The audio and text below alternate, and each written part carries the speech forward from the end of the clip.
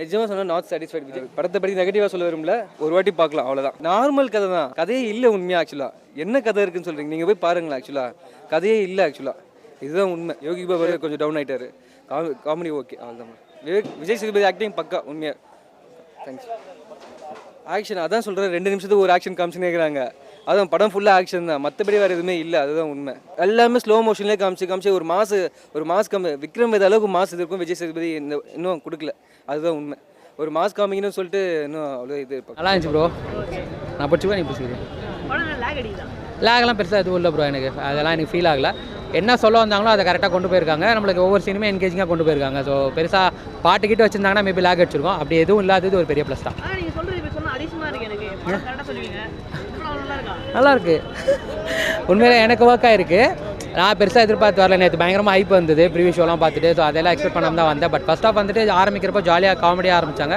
But அது போக போக சீரியஸ் லுக்கில் போகும்போது அது எனக்கு ஓகே ஃபைன் பிளாட்குள்ளே போகிறாங்கன்னு தெரிஞ்சுது. இன்டர்வலில் ஏன்ன்ற ஒரு கேள்வியோட முடிஞ்சது. செகண்ட் ஹாஃபில் போகும்போது அந்த பிளாட்குள்ளே கொண்டு போகும்போது நல்லா இருந்தது. விஜய் சேதுபதிக்காக படமே ட்ரைலர் நல்லா இருந்துச்சு. ஆனால் அந்த அளவுக்குலாம் இல்லை. படம் சுமாராக இருந்துச்சு. ஃபர்ஸ்ட் ஹாஃப் எதுக்குன்னே தெரில.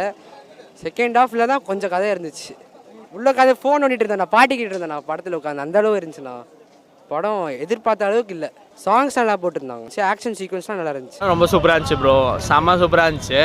ஸ்க்ரீன் பிளே வைஸ் அவ்வளோ சூப்பராக பண்ணியிருந்தாங்க. ஏன்னா போதும் தலைவா, படம் ரொம்ப எதிர்பார்த்தேன். ட்ரெய்லரும் டீசர் சூப்பராக இருந்துச்சு. படம் அந்த அளவுக்கு ஒர்த் இல்லை. இந்த படம் வந்து அதை விட ஒரு 3 times பெட்டராகவே இருந்துச்சு. எல்லாமே ரொம்ப சூப்பராக பண்ணியிருந்தாங்க ப்ரோ.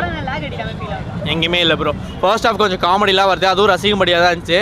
செகண்ட் ஹாஃபில் அங்கங்கே வந்துட்டு ட்விஸ்டெல்லாம் வைக்கிறதுலாம் ரொம்ப சூப்பராகவே இருந்துச்சு.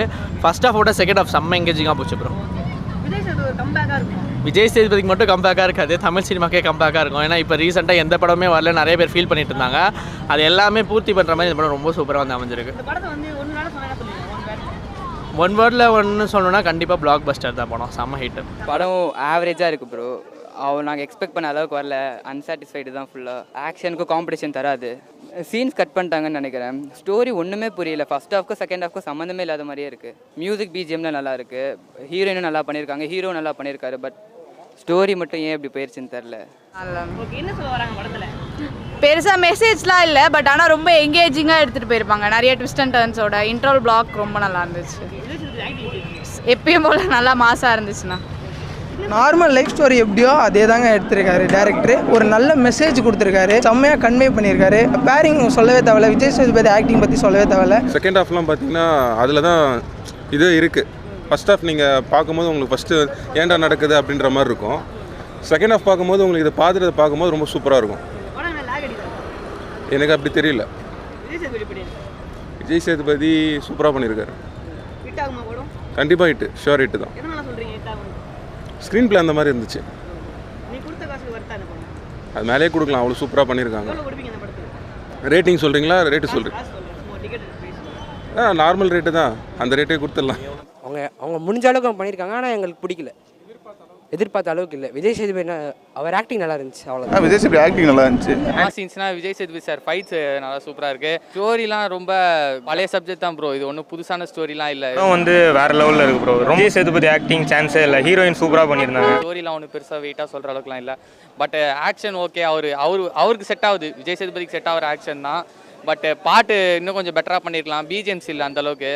அவருக்கு ஏதோ போதும் ப்ரோ. ஆனால் இந்த படம் அவர் கம்பேர் பண்ணால் நான் எக்ஸ்பெக்ட் பண்ணி வந்தது அதிகம். பட் ஆனால் அவருக்கு ரொம்ப கம்மி தான். வெளியே வரும்போது எந்த ஃபீல் இருக்குது? ஒரு நல்ல படம் பார்த்து ஒரு ஃபீல் இருக்குது. என்டர்டைன்மெண்ட்டாக இருக்குது. போர் அடிக்கல, நீட்டாக போயிட்டே இருக்குது. சாங்ஸ் செம்மையாக இருக்குது, டான்ஸ் செம்மையாக ஆடிருக்காப்புல. டிஃப்ரெண்ட்டாக தான் இருக்குது. இன்னும் பிரச்சனை இதுவரை அந்த இது கொஞ்சம் டிஃப்ரெண்டாக நல்லா இருந்தது. ஆக்சுவலாக அது படத்தில் அந்த மியூசிக் இருக்க ஃபீலே இல்லை. ஸோ அதுதான் வந்து ஒரு மியூசிக் வந்து ஒரு நல்ல விஷயம் பண்ணும்போது. அதே மாதிரி படத்தில் நடிச்சது மாதிரி நிறைய பேர் நல்லா பண்ணியிருந்தாங்க. அப்புறம் இப்போ புதுசு லாஸ்ட்டில் அந்த விஜய் சேதுபதி அந்த கேரக்டர் வந்து அந்த எமோஷனல் எப்படி காட்டுறான்றது அந்த படத்தோட இது கிளைமேக்ஸில் அந்த நம்ம ஃபீல் பண்ண முடியும். அதை நல்லா பண்ணியிருக்காங்க.